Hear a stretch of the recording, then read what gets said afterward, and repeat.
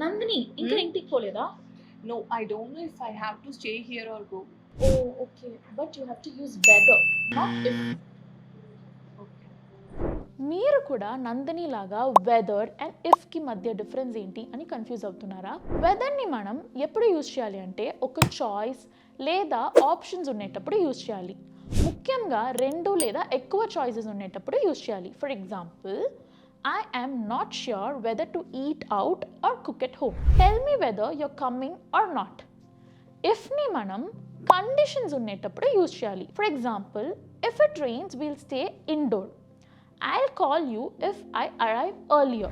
ఇలానే ఈజీ వేలో ఇంగ్లీష్ నేర్చుకోవాలి అని అనుకుంటున్నారా? దెన్ వెంటనే మా యూట్యూబ్ ఛానల్కి సబ్స్క్రైబ్ చేసుకోండి. మా సీనియర్ ట్రైనర్ మీకు డీటెయిల్ వేలో గ్రామర్ టాపిక్స్ని నేర్పిస్తారు.